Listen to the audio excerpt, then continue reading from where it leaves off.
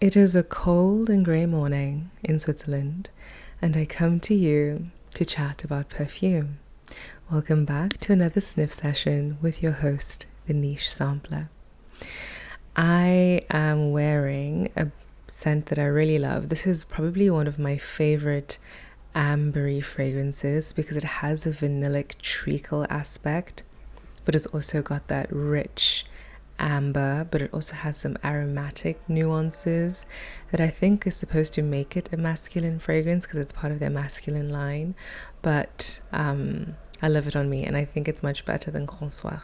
But I am not going to fight the Grand Soir warriors because they love it so much. The scent is called Sante, Témoin by Burdin. Burdin is one of those French revival brands that existed, I think, in the 30s. But I love the play on words because if you say it in an anglicized phonetic way, it sounds Témoin, but Sante Témoin in French is like sense me or taste me. So I really love that.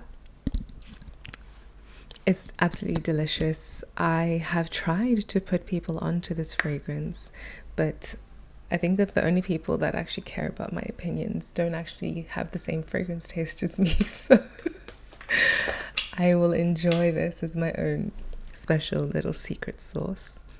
So when I went away last week after the inexcusable evil interruption, I went to a small town in an alpine village. The region is Appenzell. And it was very cute. There were cows literally outside my window. But of course, I took along my fragrances. And the scents that I chose to take with me, I chose out of curiosity because most of them I hadn't smelled before.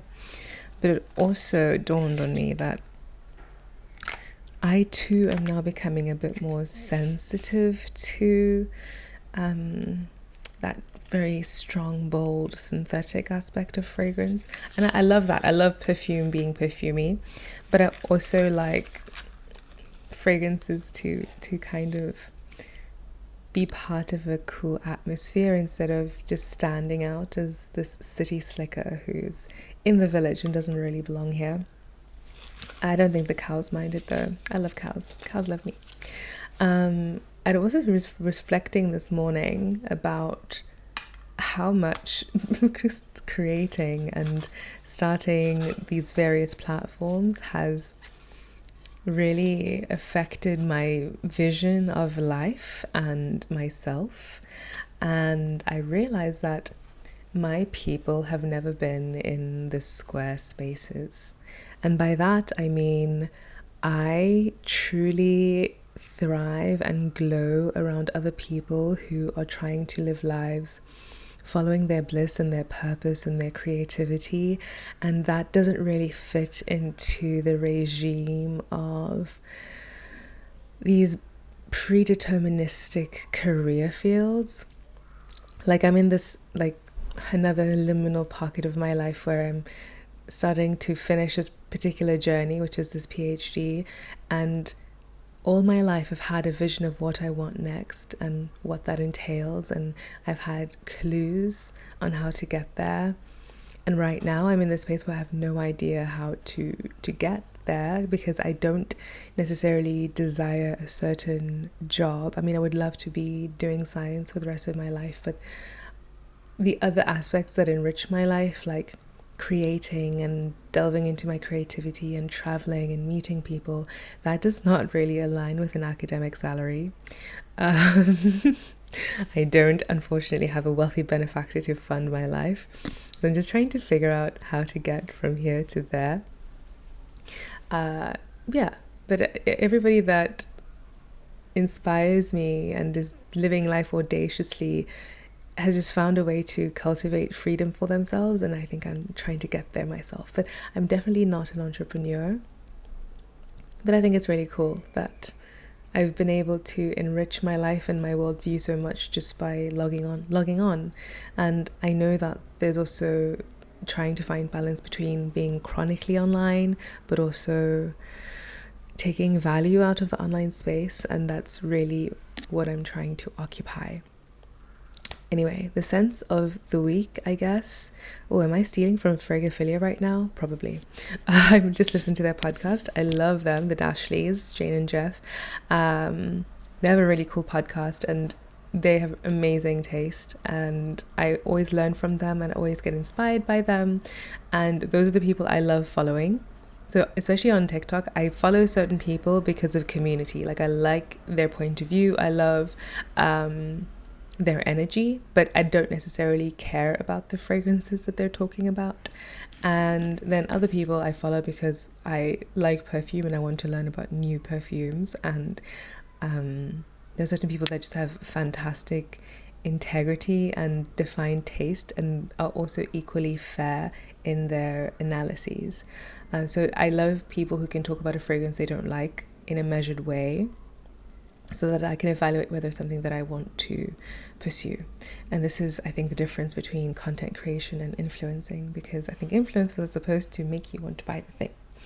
And I've been doing enough buying for a while.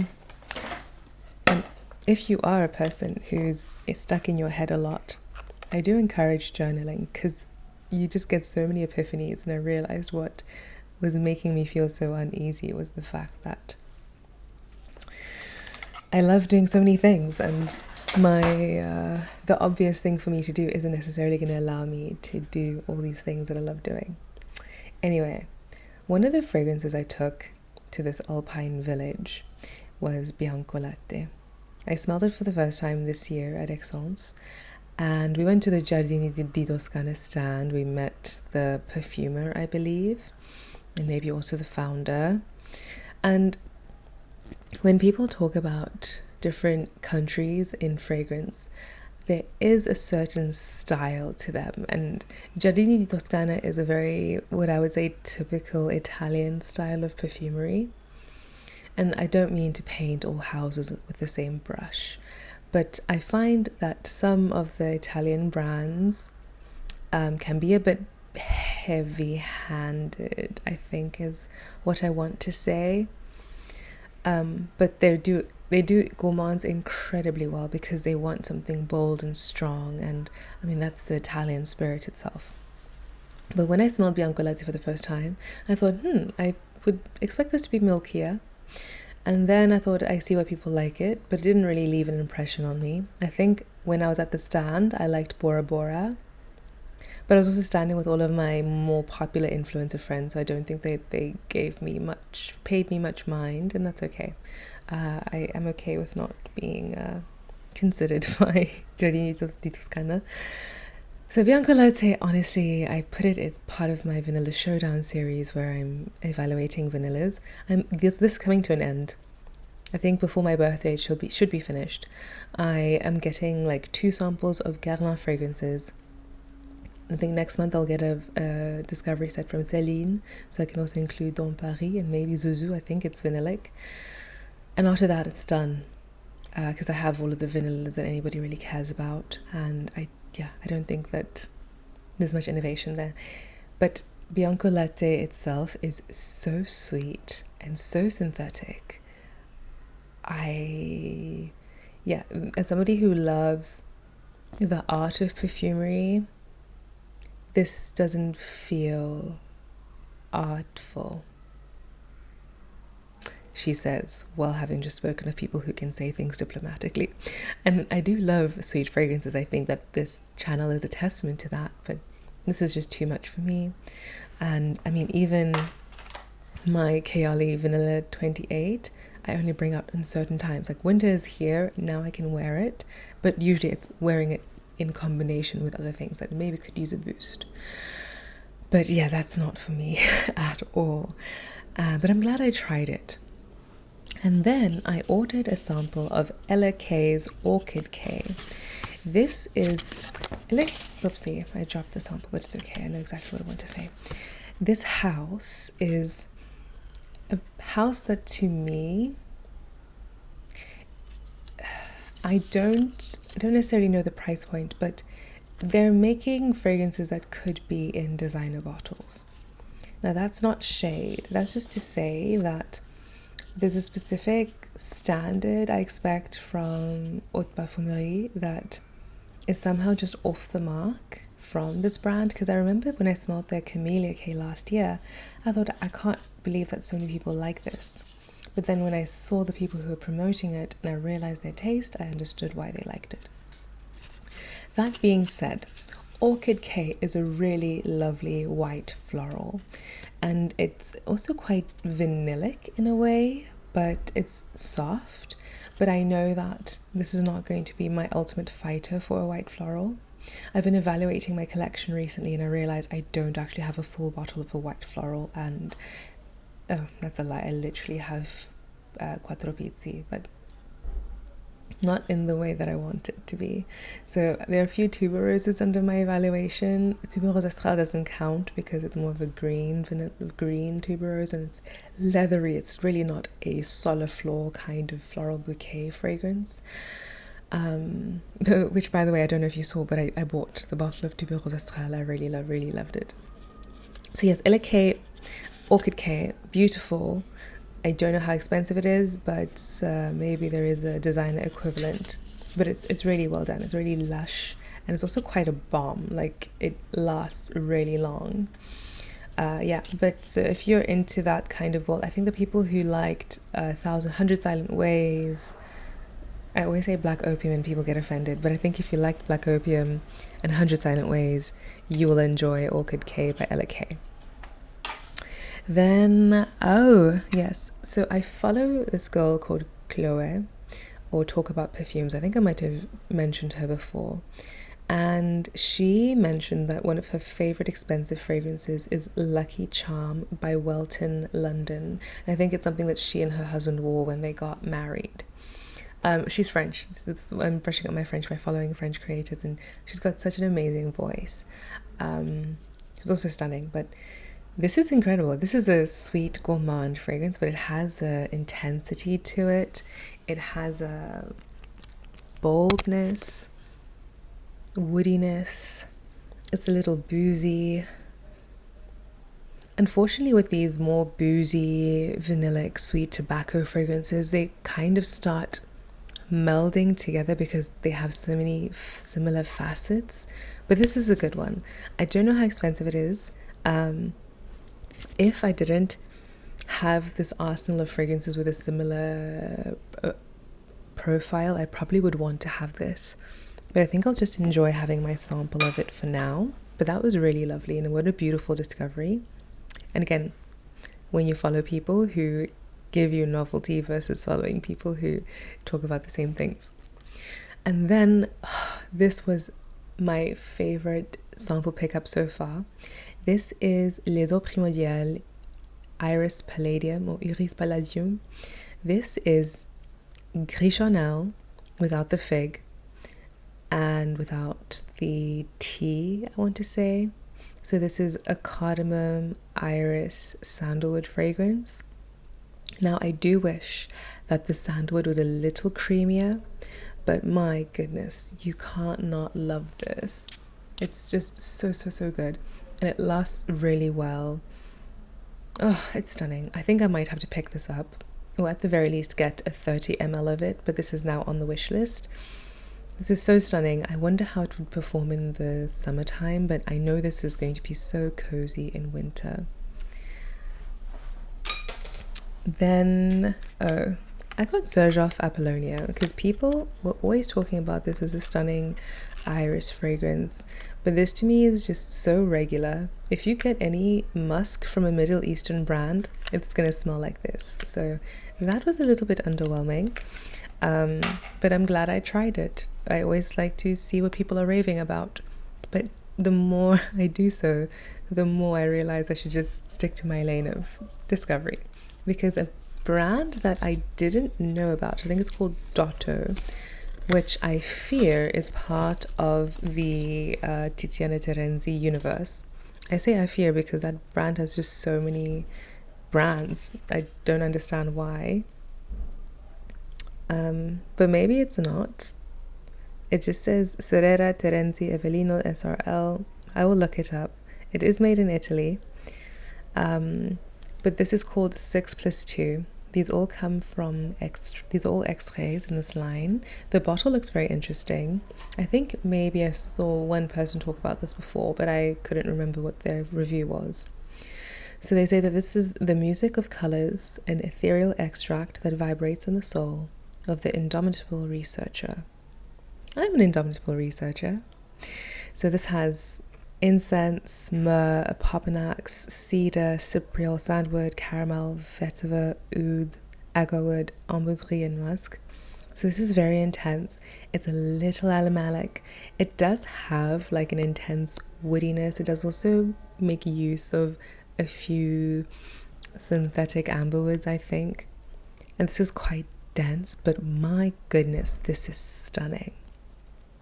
And this again goes back to not existing in square spaces, because I like to wear dresses. I like to wear weird fragrances. And I think that if you're living or working in an office job, you can't really do that without some trouble. I realized this year that despite being quite thick-skinned, I am quite sensitive to people's opinions of me.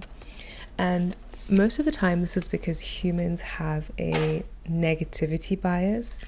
So while you can exhibit really positive, beneficial, caring traits, people are always going to highlight your negative aspects or points about you that they think aren't as favorable based on their perception of the world. And yeah, so I mean, my fragrance has always been a topic in the office, and I think it's sometimes a passive-aggressive topic. But you know, I'm living life, and I feel so happy when I smell good, and I'm not perturbed by the weird smells that can arise in the day. So yeah. Sorry, I realized I went to say it's a coffee, but really it's one lungo, a long shot of coffee, and some cacao and milk. So it really is more of a chocolate coffee. It's a hot chocolate with a little bit of coffee in it. Yummy. And of course I've been now pulling out my Gabar Lull more. Shockingly, we have used a third of the bottle, even though it's really just been heat waves for the past few weeks. But yes, Lull and Spiced Arnaud are getting more wear time in the near future, because I think that they can be part of my arsenal of office-friendly fragrances that are still fabulous. But also, I mean, I'm spending more time writing now because I'm finalizing my research papers and therefore my thesis, so I can be at home and wear exactly what I want and wear a million fragrances, and nobody can complain because it's just me. Okay, so this week on the Sniff Session we are continuing our appreciation of indie perfumers, because I owe it to them, and I also think that they're doing exciting stuff. I mean, I've just made my posts about Jouissance, which is the new brand out of the UK that sent me the discovery set, where they've created fragrances based around literary figures. And not literary figures, but the women who wrote erotica early on, like Ioni's Nin, and stories like the story of O. And I think that's amazing. And I think that somehow in the autumn time, sensuality just picks up, because summer is very sweaty and I think feral. And I think that in the wintertime, it's easy to get outside of our bodies. So I think that it's also good to stay within and galvanize that somehow. So I really appreciate Jouissance and their Les Cahiers Secrets. Incredible.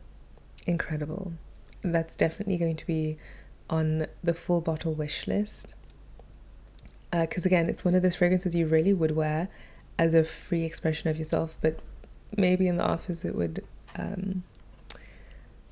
turn or raise eyebrows. I think they're so refined and well done, but there is just a little bit of suggestiveness there. Maybe it's also the marketing that also plays into that, because again, I said the Joussens Instagram page is so well executed. I need to buy some new blotters because I keep using my Givaudan ones, and while yes, they're supposed to be used, I kind of also want to keep the memento of that time I went to the School of Perfumery and learnt so many things. Okay, so I still have 2 Toskovats, but we will spray those at the end. Today's sniff session is a smorgasbord. I think we will leave Diasendoga out of this. You know, they reached out to me to offer to send me something, and I gave them my address, and I haven't heard anything since. But honestly, maybe that's a blessing in disguise, because I'm getting in a sample set that I've wanted for a long time, but not so much that I wanted to spend its price point. And the import fees are insane. I wish, like, if you're a brand and you're shipping out of the EU, please just double check the import fees, because there's a way you can do it where that's all taken care of. I've never paid import fees for anything from Future Society or Kayali, and I suppose I could ask for it back, but it's not really a collaboration, so at the very least I'm getting the discovery set at a discount, so that's the way I'm perceiving it. And maybe my next evolution is learning how to ask to be refunded. But anyway, we are starting with some Tower fragrances. Now, Tower fragrances are started by Andy Tower, who is a man from Zurich here in Switzerland, and he kind of does everything by himself, and he has of course gained critical acclaim because of his scent, L'air du désert marocain, and also Au cœur du désert marocain, which are these really dry, spicy fragrances. I've just sprayed Incense Rose. This is very intense. There's this thing that indie perfumers have that deviates from traditional perfumery, which I don't want to say is a lack of refinement, but it's a more intense style. So here the incense and the Incense Rose is quite tame. I think the rose balances it out quite well, because I've been finding incenses lately to really have a bit of a mustiness to them. And it's not how I experience incense that I burn or dry incense sticks. It's very like a little bit fuzzy and animalic, which is also quite delicious, but again, particular. So yeah, here the rose is really bright and green. This is another thing that's vibrating a little bit, but it's vibrating in a more emerald hue. Now, I wouldn't wear this, but I need to keep this out because I would recommend this, because this is another fragrance that I would categorize as a beautiful fragrance for strange women or strange people. I actually think rose on a man is such a stunning combination, because so few of the lesser sex, I'm sorry, I'm a little bit of a misandrist. No, I don't mean that. So few men often go into florals, and I think that florals probably work so beautifully. Just like I love certain woods on women, like this is why I love Capua by Electimus. Is it that deep, smoky, rich vetiver and cedarwood that you wouldn't expect a woman to be wearing, and that's why it's perfect. Yeah, I think it's just so refined. So now I've just sprayed Sotto la Luna Gardenia. This is very bubblegummy, and then in the background there's a little bit of a chalkiness. The juice is this very verdant, vibrant orange color. It almost reminds me of a tuberose, really, than a gardenia. I remember smelling a real gardenia in the Givaudan School of Perfumery garden, and it was so stunning. And Guinea Parfums, they have a fragrance that is the perfect gardenia fragrance, but now the name is slipping my mind. Shibumi by Guinea Parfum, stunning gardenia fragrance. This one I'm not loving, but this is actually so playful and unexpected that this is something that I would tell somebody who's like a girly park pop pink wearing person to try out. Yeah, and see, I love the creativity here, and I didn't pull out all of the samples that he has because I admittedly do have to do some organizing, but I have been in the process of that. I'm very proud of myself. I have a pile of fragrances that need to exit my apartment. Well, I have some in a bag that can be given away to people, and then others that are just so like used and cheap and old that maybe I shouldn't give them away. I could just let them be taken. Or I could use them as house scents in some capacity. Like, I do like to perfume my shower curtain. I sprayed something very green, slightly floral, a little dusty, dry. Cool, it's like a creeping vine that has some closed floral buds, but you don't know what the flower is. And I bet you this is the tuberose. Yeah, this is Sotto la Luna tuberose. This is great, but now the bubblegumminess of a tuberose is also coming through, so you get that sweetness again. I really don't like it when jasmine and tuberose do the bubblegum thing. It's not my thing at all. Now let's do some scent trunk, because I vibe with scent trunk. And somebody the other day mentioned Yosh when I was talking about perfumers that have community-oriented social medias, and Yosh is definitely one of them. But I think I hadn't mentioned her in that case because right now her social media is more about her sailing. And I mean, Yosh is again one of those people who does not fit in a square box, and she's got such a fabulous, interesting looking life. Whiskey judge, sailor, captain, perfumer, collaborating with jewelry houses to make perfume pendants. I mean, she's just amazing, and she was really the fairy godmother of fragrance talk. I think my first Essence I went because Yosh said I should, and she was actually there, and we met up, and she was lovely. I've just sprayed Trackside Buddlea, which is stunning. This is something I've really appreciated for a long time. This is like a chypre that has a proper concrete note in it, and there are green facets. It's less citrusy. Here it's more green, with such a stunning floral bouquet. Oh, this is gorgeous, man. I need to talk about this more. This is another beautiful fragrance for weird women. And what scent trunk is, I'm sorry I didn't mention this, it's like I suppose it's almost like an indie version of Édition de Parfum Frédéric Malle. So what Frédéric Malle does is he will commission perfumers to create around a specific note or a concept, and then he publishes the fragrance authored by the specific perfumer. So you have this array of fragrances under his name. Well, he's leaving it now, but that's another story for another day. And each fragrance you associate with a specific perfumer. And this is how you also kind of get to know the expertise of some of the great noses, like Portrait of a Lady and Carnal Flower are some of the most well-known fragrances from Frédéric Malle, and both of those are Dominique Ropion. So in my brain now, if I ever want to commission a fragrance that's really floral and got white florals in it, then I know that Dominique is my person. Although for certain things, I think he's falling off, but he can work a tuberose really well. Yeah, but so Trackside Buddlea is authored by... Oh, I don't know, it doesn't actually say on the packaging, but it's from a perfumer in the UK.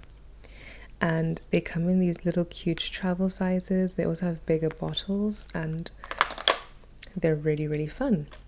But of course, not everything that you smell from indies are going to be like winners, of course, because I think that if you have the freedom to be artistic and creative, you're going to do some weird stuff.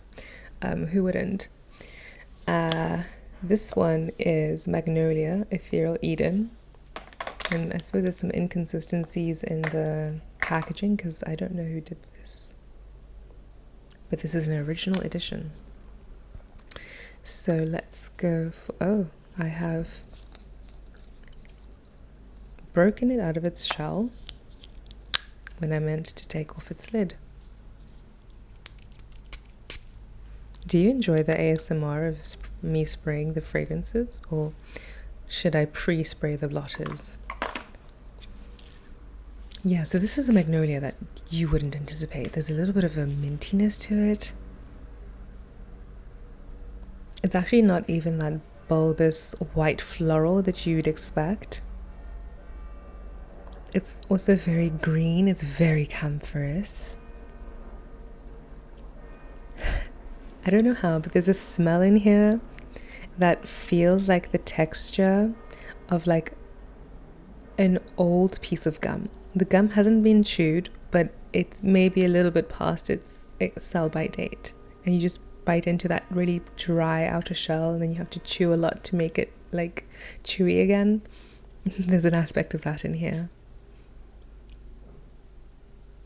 But this is really like interesting. And yeah, on my future life, I'm definitely going to do a big American trip with a nice thick budget so I can go to these different places. I definitely want to go to Seattle. I want to order lots of indie fragrances. And yeah, I'd love to smell more of the center trunk stuff. Definitely want to order some Marissa Zappis. Definitely want to buy some Libertine. But if Josh is coming to X1, I'm definitely going to figure out a way for him to smuggle in a bottle of something for me. I'd love a bottle of softwoods and a sample of burrow. I've just sprayed something called Treemoss. The air trail smelled quite musky in an animalic way, which I love. There is incense in here that has that mustiness that I mentioned earlier. There's a little bit of greenness, but it's not too green. It's more woody, but a clean, clear wood. Yeah, it does feel textured. It feels less like moss and more like lichen, in my opinion. Oh yeah. There's also a bit earthy. There's a bit of a soilness in there. A little bit of a petrichor aspect. Oh, this is a nice weird fragrance. I think that there is a clade of indie perfume lovers in Europe, and a lot of the independent European brands are quite expensive and quite exclusive because they've got limited runs and limited distribution. But I think Sante Trunk would do so well in that particular market here, because one thing about Europeans, they don't mind smelling a little strange, whether that be because they're wearing a weird perfume or because they have weird bathing habits, but not always. I feel very grateful to be here. Please do not take away my visa. So yeah, I think that they would really enjoy that. And I also pulled out my Miskeo samples. I remember I gave away a sample of Épice to Maria like last year when I went to Malta for my birthday, and now I can't find my other sample of Épice, so I will look for it again. But what I noticed with Miskeo is that my impression of them now is much different than when I first got the bottles or the samples. So Miskeo is a brand, I want to say, out of Belgium, or they're based in Germany, but the perfumer is either French or Belgian, something like that. But the samples have somehow settled, and the fragrances are more incredible, because last year they all kind of had a little bit of a dusty, peppery aspect to them that made me sneeze or want to sneeze, but that's gone away. Now I really appreciate them for what they are. So Pistil, for instance, is this glorious floral, and it's very much iris. that's really romantic, and then as it dries down it gets more powdery and powdery and powdery, and then it kind of goes straight into the vintage arena. And I love it in the opening and on my skin, but then when it goes more vintage I love it less. But yeah, everybody has a certain flavor of vintage that they like. Then there's Daim or Daim, which is Daim. This one I love now. I remember last year I didn't think much of it. This is stunning. All of her fragrances are somehow green and outdoorsy. This one also somehow feels like there's a nuttiness to it. And it's just soft and serene and poetic. I wore it on my skin yesterday for the first time and it blew me away. Like, these fragrances all are fantastic for, I think, spring, summer, I would say. A piece is fantastic for this time of year. But for instance, Brume is unfortunately a contender for a fragrance that was straight on my wish list. Brume, so punchy, so green, but in more of a legume kind of way. It's more lignous. It doesn't feel like crushed leaves. It more feels like a cut beanstalk. It's a little stemmy. Then there's also some citric aspects, and this to me is in direct conflict with Racine's Verdure. Racine is a French brand that I discovered earlier the year, and they're fantastic. I love all of their fragrances. They're so chic, so subtle and elegant. I'm definitely getting a bottle of L'Éternelle la Nuit, and now Verdure and Brume by Miskeo are fighting it out for my niche sampler citrus, because if anybody knows me, you know that citrus is not really my bag, but this is stunning. It's got enough punchiness, and I think there is a subtle use of galbanum in there as well, which sometimes I think can be quite harsh. But here it's really beautifully blended. Wow, wow, wow, wow. Wow, wow, wow, wow, wow. I love, I love, I love. And then finally we've got Feuille, which literally means leaf. En français, in French. And the sample will not spray. Okay, so maybe I come back to you about Feuille. Oh no, here we are. Never give up. Yeah, this is more buggy crushed leaves green.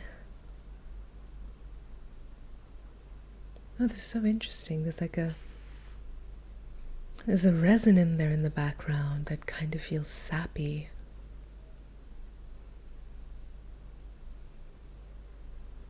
Oh, this is cool. It's not as cool as Brume though, so I find it hard to give it a fair measure take. Oh, there also is a slight mintiness in there as well. Super cool. I really wish I had a piece for you, but maybe that's for the best, and then next week I can tell you I found it and I've been wearing it. And then we can finish with dun dun dun some more Toskovat. So I put away the two that I sprayed last week, and I'm going to spray the darker thing last. So the first thing we will spray is R, and it's R in reverse, and I don't know what that means. And everything I'm spraying is getting onto my legs, so that's going to be interesting.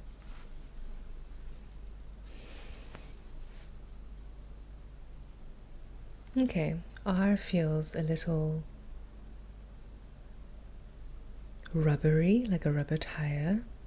There's again that tuberose bubblegumminess.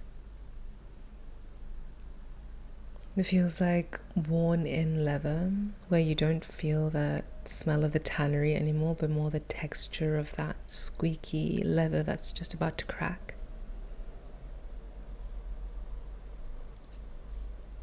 There also are some slight green facets to it, but that could also be the more synthetic rubbery facets. Not abhorrent. This is also more subtle than what I sprayed last week, but I also wouldn't say that I moved, and I wouldn't say that I understand it, but it's not bad. So that is progress.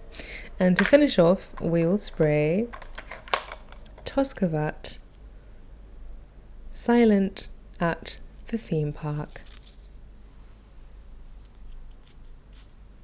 But wait, didn't we spray this last time? No, I think it was something else.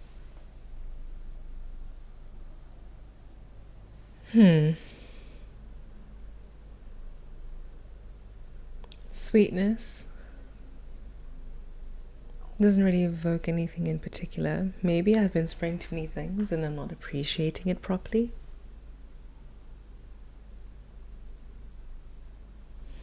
There's something there that feels familiar. There's also a sharp greenness. Caramel.